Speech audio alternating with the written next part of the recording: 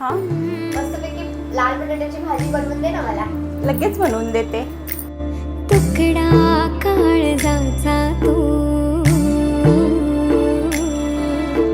मुखडा गो